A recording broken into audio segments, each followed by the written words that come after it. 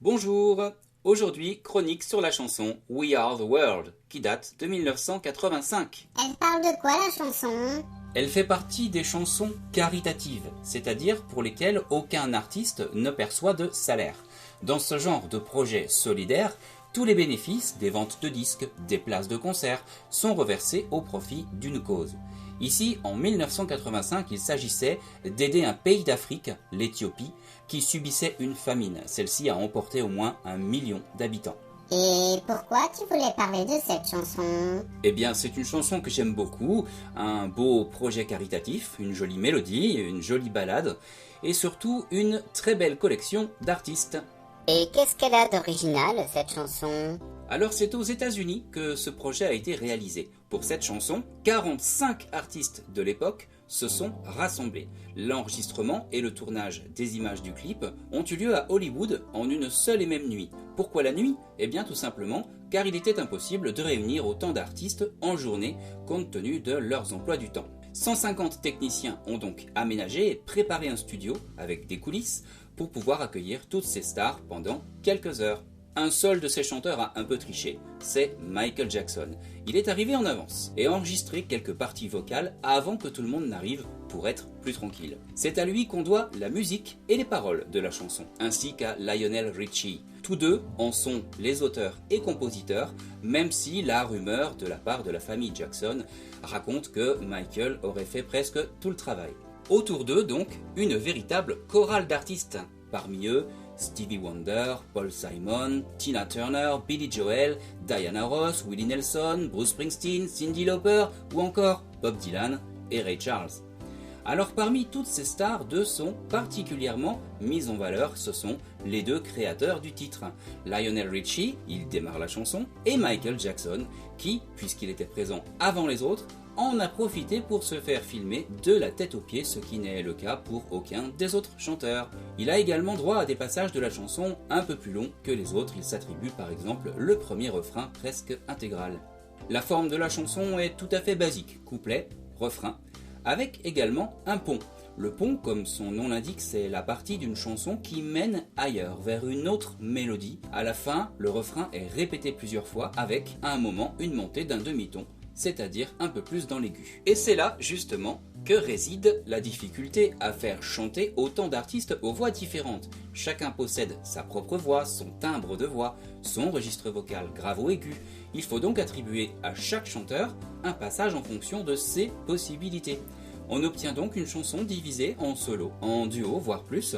Un gros travail d'arrangement donc, avant l'enregistrement de la chanson. Rappelons que ces artistes ne disposaient que d'une nuit. À l'époque, on n'avait pas encore tous les moyens techniques actuels pour changer ou corriger une voix. Les artistes devaient donc davantage s'adapter, être efficaces et s'entendre.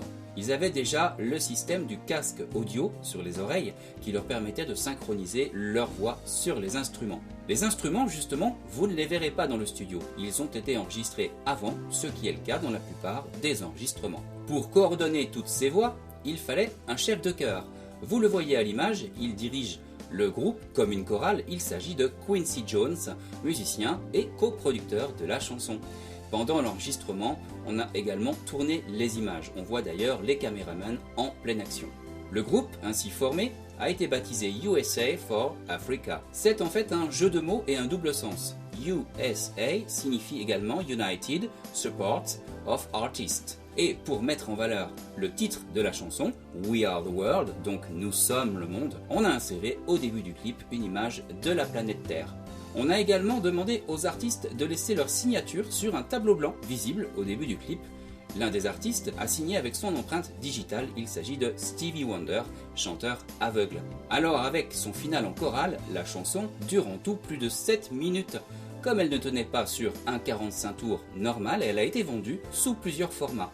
Un 45 tours, un maxi 45 tours, et rappelons qu'en 1985, on utilisait encore beaucoup les cassettes audio. 63 millions de dollars ont ainsi pu être collectés pour aider l'Éthiopie. Le disque a eu un énorme succès. Il faut dire que le jour de sa sortie, il a été diffusé simultanément par 5000 stations de radio. Un procédé que Michael Jackson réutilisera pour certaines de ses chansons. Plusieurs reprises de la chanson ont été enregistrées, l'une en 2010 pour réparer les dégâts du séisme en Haïti, et notamment 2 autres en 2020 contre la Covid-19. Est-ce que tu as une anecdote à raconter sur cette chanson? Oh oui, vous imaginez bien qu'avec un tel casting et dans un tel projet, il y a forcément plein d'anecdotes à raconter. En voici quelques-unes. La chanson a été enregistrée au A&M Records, un studio assez réputé aux États-Unis.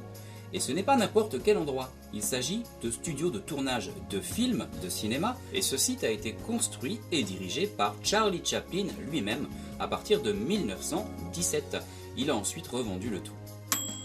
Quincy Jones, producteur de la chanson, avait fixé sur la porte d'entrée du studio une pancarte sur laquelle on lisait « Check your egos at the door ». Laissez vos égos à la porte du studio. Pendant la nuit de l'enregistrement, Ray Charles, chanteur aveugle, a demandé où se trouvaient les toilettes. Celui qui lui a pris la main pour le guider est Stevie Wonder, un autre chanteur aveugle. Pour certains artistes, il a fallu faire plusieurs prises pour bien caler les voix. Pendant ce temps, les autres devaient patienter, attendre leur tour. On les voit parfois assis derrière dans le clip.